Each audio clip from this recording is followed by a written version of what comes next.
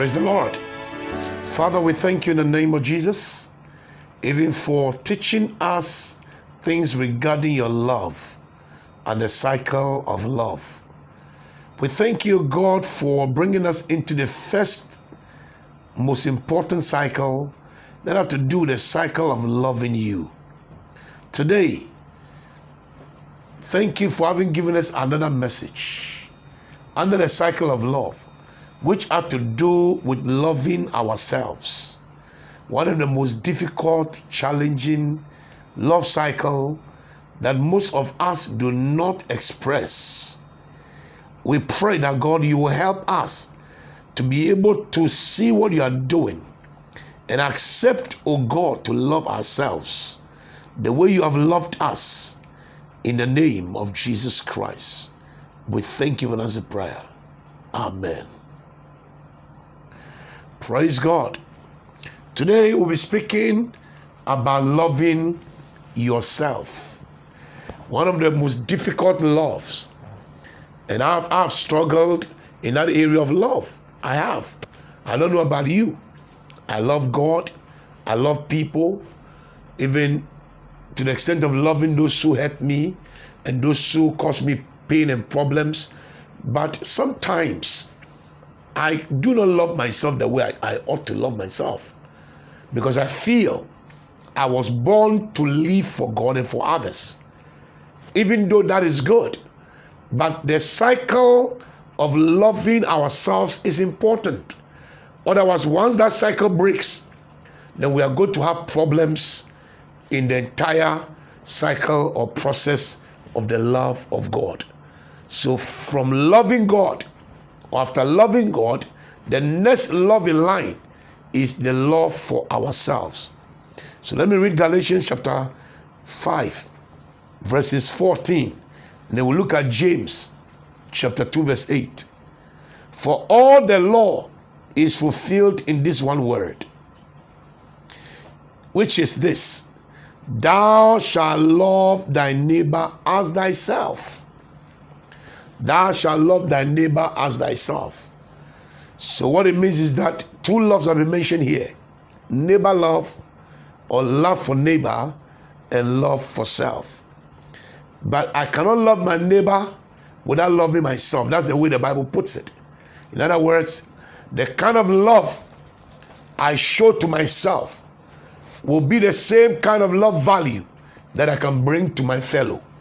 So God is saying that we should love our neighbor as ourselves. So it means that there's something called self-love. And that is what we are going to consider even under Love Yourself Part 1. And then later we look at the Part 2. Now let me quickly read the book of James. James chapter 2, verse 8. James 2:8.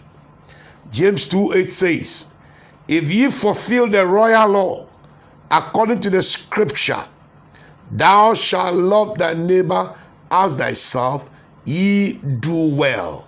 Let me also read Ephesians 5. Ephesians 5, 28 and 29. Ephesians 5, 28 and 29. So ought men to love their wives as their own bodies. He that loveth his wife loveth himself. So this also fall within the neighbor love. For no man ever yet hated his own flesh, but nourisheth and cherisheth it, even as the Lord the church. Wow, what a word, what a message. We'll be considering part 1 of the message, Love Yourself. What does it mean to show self-love? Or what is self-love? I define self-love as putting or attributing proper value or appropriate that value on oneself as prescribed by God in the law or in the scriptures. Let me take it over. So putting or attributing proper value upon oneself as prescribed by God in the scriptures or by the law of the Lord our God. So we need to love ourselves. Loving yourself is not being selfish, but it is actually self-value or self-appreciation. I used to believe that if I love myself, then I'm being selfish. And it becomes only selfish when we do not consider God or our fellow. Then it becomes selfish love. But when we love God and we love our fellows, then loving ourselves is not selfish. It's actually putting proper value and putting appreciation on ourselves. The cycle we often break in the love cycle is a cycle of self-love. We often break that one. We'll love everybody except ourselves. We'll do things for everybody except ourselves. We'll celebrate everybody except ourselves. We will chill for everybody except ourselves. We'll go all out for everybody except ourselves. We'll applaud and pat the back of almost everybody except ourselves. So that is the most broken cycle in the love cycle. The number one regret most people have before dying is the regret of not loving themselves. That's the number one regret. Most people regret close to death that they never spent time to love themselves. They never took themselves serious and they never pay attention. Self-love is godly and biblical. Self-love is godly and biblical. We must not forget that. We must love ourselves without breaking the love cycle. If we have to love ourselves as part of the love cycle, we shouldn't break the other cycle within the love cycle. Praise the Lord. Now let's look at Galatians chapter 5, verse 14. And we'll take some principles there. Self-love levels up the law. Self-love levels up the law. The word to level up simply means to fill a hollow, to fill a vacuum. So when we self-love, we are actually filling a vacuum in the law. Because Jesus said, and it is written in scripture, that those who love one another have fulfilled the law. Those who love themselves have fulfilled the law. So when we take self-love out of the picture, we create a hollow in the law. The reason we are not able to love others as we should is in our inability really or properly to love ourselves. The reason why people cannot love people, is that they don't genuinely love themselves. If we genuinely love ourselves, then we will be able to love other people. Self-love levels up the law, which means it fills or fulfills the law by sealing or covering the hollow that is there. Fill the hollow in your life with self-love and everything will be fine. Let's look at the second principle under Galatians 5. Self-love will crash without God's love. Self-love will surely crash without God's love. Self-love fulfills God's law. 2 Timothy chapter 3 verse 1 to 4. 2 Timothy chapter 3 1 to 4. Self-love will crash without God's love. Self-love which is devoid of God's love can never stand the test of time.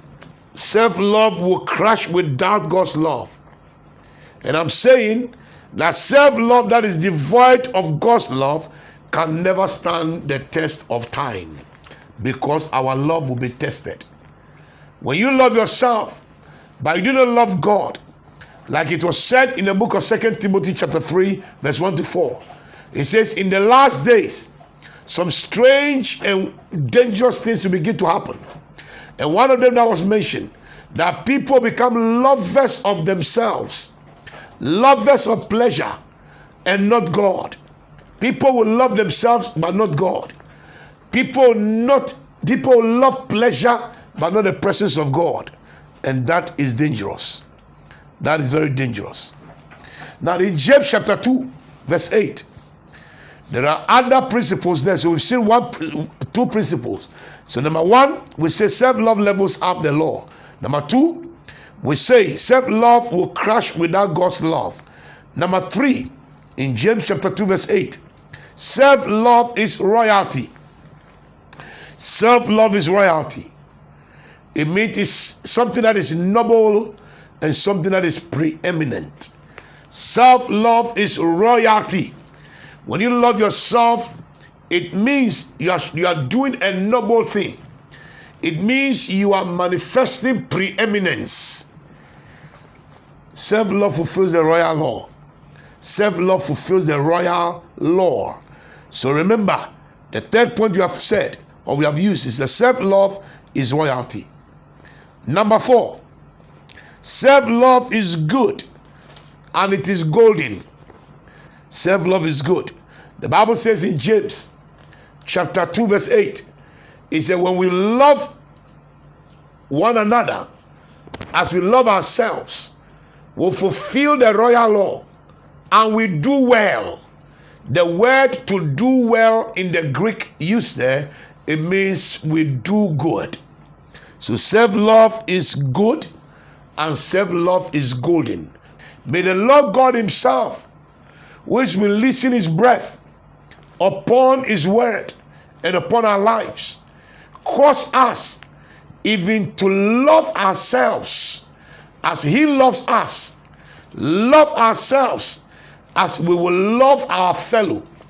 May God help us even to come to that place of development in self-love that is devoid of idolatry, that will love ourselves in the light of the love of God, will love ourselves without cutting the love of God off or the love of others off, will love ourselves within the confines, the perspectives of the love of God. And I pray that once we do it, may God cause us to transmit the same love that he has given to us, which we are applying in our lives and to ourselves, that it to be released and transmitted through us, even to the world we find ourselves in. May God bless his word, and may God cause it to become fire in our heart, in our bones, and may we never rest until we have done that which is expected.